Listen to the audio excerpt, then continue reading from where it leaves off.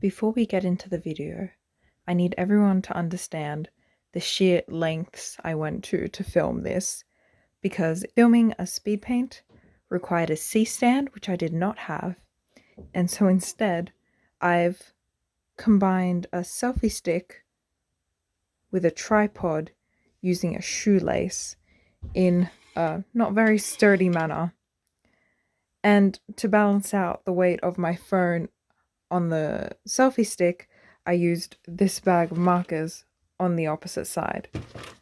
So I hope everyone appreciates the amount of effort that went into.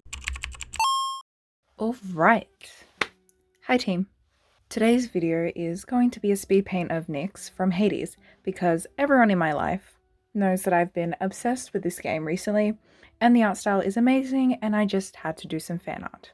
But anyway, before I get into the painting, I did want to apologize for disappearing for a month or so. After uploading my last video, I had university exams and they've only just finished, and so I'm super keen to just do some art and not think about my degree and how much it makes me hate existing. And B, thank you for subscribing anyway. I think I definitely passed 100 subscribers, but I think we're close to 200 the last time I checked, so thank you to everyone who subscribed. If you'd like, and you haven't subscribed yet, maybe wait till the end of the video to decide, but you know, the button's down there. In summary, sorry for disappearing, but thank you for subscribing. I'm hoping to get more content out because I do have a lot of fun talking about art and art supplies. Feel free to play this in the background while you do something more productive, or even draw along or paint along with me. I always like watching these kinds of videos while I paint, so it feels like I have some company with me. And if you do that, make sure to comment what you worked on below, because I'm nosy and I like to know. So, with all that out of the way, let's get into it. In terms of products, I haven't done a speed paint before, but I think it's always fun to know what everyone's using. I am going to be using the HIMI jelly gouache, which has been all over YouTube for months now. And since I've recently been getting into using gouache, I did decide to buy it. YouTube did convince me to buy it because a lot of people who bought it really liked it. But this will not be a first impressions because I have used it before to do a painting, possibly another one, but this is one of the more recent pieces I finished with it. So it's not a first impression. Thus far, I really do like it, but I haven't used my set in a month or so now. So it'll be good to revisit it and update you guys with my thoughts. And when I say update, I mean give you guys my new thoughts, because you haven't been given my old thoughts, but it's whatever. Anyway, if anyone is interested in a first impressions kind of video, I bought this gouache off of Wish about 8, maybe 6 months ago, and it only just arrived the other week. And as you can see, it came pretty beat up. And well, look inside here and let me know in the comments if you can spot that one of these may not be like the others. I'm not sure why this singular color is in different packaging. It's mauve. I don't know. I don't know how to pronounce things. This is something that I should have made clear earlier on. Yeah, this is in different packaging, even though this, like this one, says Marie's. I don't know what that's about. The only reason I bought this gouache set was I watched a Wish art supply haul, and I don't remember who it was, but they said that the gouache was actually really, really good quality, and I wanted to test it out, and I'd actually forgotten I'd bought it. So it's here now, so if anyone wants a first impression, let me know in the comments. I might do a proper art piece with it, just to see if the quality is good, though I'm not really reassured by that weird packaging discrepancy, but don't judge a book by its cover and all that nonsense. But anyway, with that out of the way, this is what I am hoping to be painting today. If it doesn't work out, this video will never see the light of day. For this painting, I'm also testing out the Strathmore, what are you? 400 series watercolor paper block in the cold press. I normally use more textured papers, but I did want to test out a smoother paper. And the old watercolor paper I use got really crinkly whenever I did anything with it, so I'm hoping, because this is a block, I can avoid that problem. But when I do paintings like this, I normally do a sketch first. This is the sketch I did, and then I'll scan it into the computer and I'll clean up the lines, fix it, change the perspective, all that good stuff to make it more correct. And then normally I'll turn down the opacity quite low, just enough so I can see the lines, and then I'll trace the line out with a color pencil. But this is a block, and the whole point of buying the block was so my paper didn't warp, so I needed to work around that. And instead, I printed out the lines on a normal A4 piece of paper and then colored the back with color pencil, once again not lead, and used that as kind of like a tracing kind of paper. I went over the lines quite hard with a ballpoint pen, and that left an imprint of the lines on this piece of paper. And then I went over the lines again and cleaned them up neatly with a polychromos pencil. So that's the prep stuff. I know it was lengthy, and I don't know if it is something that would be helpful to you, but I always think it's cool to see how artists prep and plan for their kind of art pieces, because sometimes getting started is the hardest part, and if you get off on the right foot, that always makes it a lot easier. Let's actually do some painting. Hello, voiceover Nancy here, because I can't multitask while painting. The first thing I wanted to point out, and that you might not be able to see really clearly in this video, is that I tend to do a wash of color over the whole piece before doing anything else. I don't remember where I picked this up. I've never been to art school, though sometimes I wish I had, but I feel like with a painting, it's helpful to do a wash of the main color or colors in the piece so that everything you put on top of it has a bit more cohesion to it. I'm not sure if this actually works, but I tend to do it when using gouache and sometimes even when I use acrylics.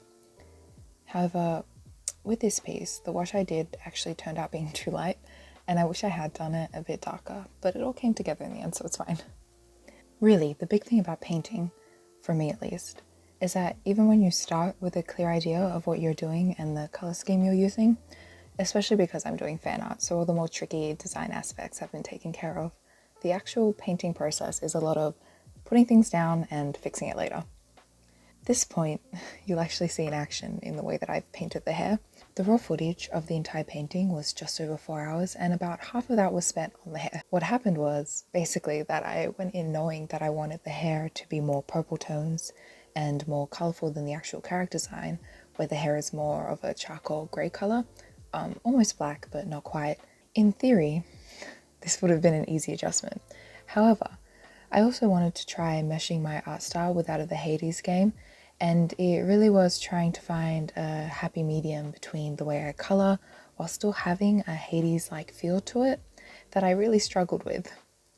I don't think I actually achieved what I wanted, seeing as the Hades art does have bits of comic book-like black shading blocks in it, and I rarely, if ever, use black in any of my paintings. So instead I went with darker values of the colours used, but I just don't think I got it where I wanted to be. I kind of wish I had tried to push to be more like the Hades kind of style, mainly because the art style was really what drew me to the game in the first place and what made me decide to try it and play it. And I know that's silly, but as someone who's always really been into art, I've even had times where I wouldn't watch TV shows because I didn't like their art style. But yeah, so I did wish I had gone back in, at least at the end, and put in those large black blocks, but I don't know how it would have looked with my art style and how it would have looked in this piece, and I wasn't super confident with the idea of doing that, and so I am simultaneously kind of glad that I didn't, because it might have ruined the piece for me, and then I wouldn't have finished this video, which would have been quite upsetting. I also want to mention that I don't normally start with the hair, whether I'm using color pencils, acrylic, gouache, the occasional markers. I normally start with the face. Specifically, I start with the skin tones. This is less important with color pencils, but with mediums like gouache that reactivate and blend easy, I always like to lay down the skin tones first, so they go on clean and have no risk of mixing with other colors I've put down. Especially when I work with bigger pieces, because I like to mix a lot of different colors into my skin tones.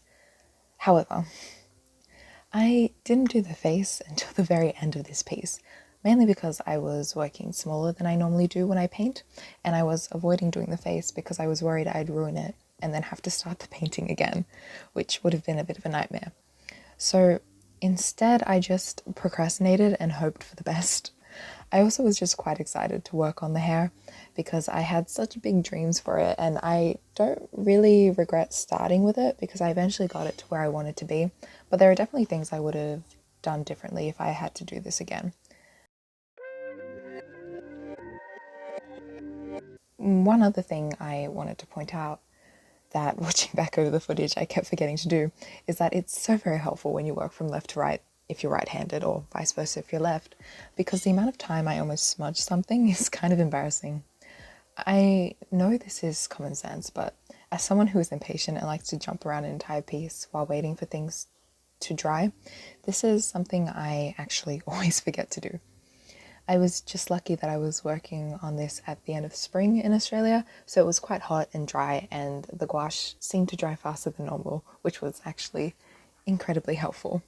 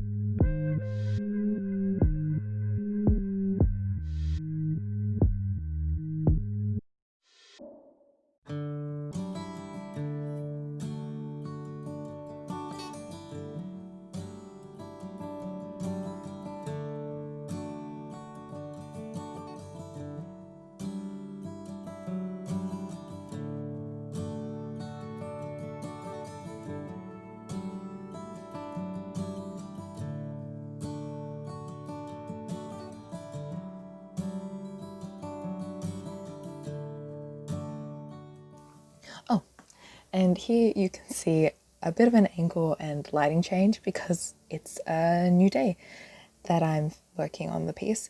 Basically, after fiddling around with the hair so much and taking about 1.5 hours to get to a point where I liked, I kind of got fatigued with the painting and needed to take a break and come back to it with a fresh set of eyes.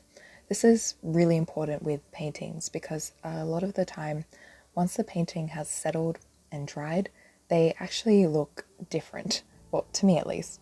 When I finished working on the piece the first night, I thought it was a lost cause and I was just pushing through it for the video. But when I came back to it and looked at it with a new mindset, it was actually more than salvageable. Which is also why I left a lot of the fiddling with the hair footage in, because I think it's important to know that even if you think you can't save a piece, taking a break and coming back to it might completely change how you feel.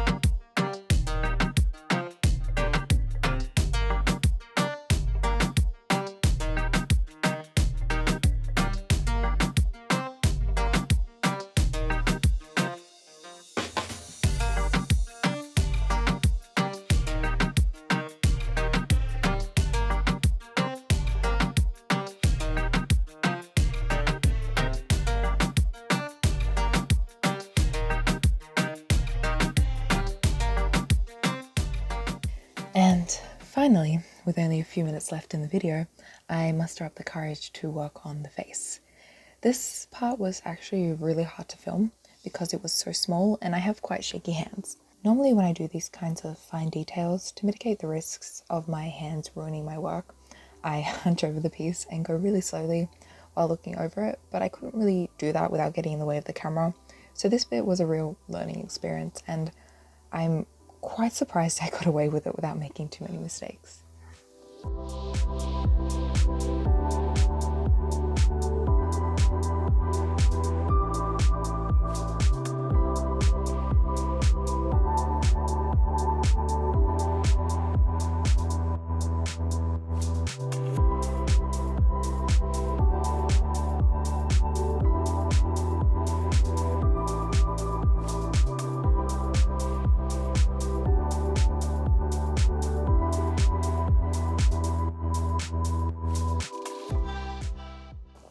For the background, I just picked a colour that would work with all the purple. Originally I wanted it to be black because she's the goddess of night, but her character design is also quite dark and would have just made everything blend together and you wouldn't really know where to look because all the values would have been very, very similar. So instead I went with this bright blue and I genuinely think it tied everything together, even though in my head there's this disconnect between placing the goddess of night in front of a bright blue sky, but you know, it is what it is.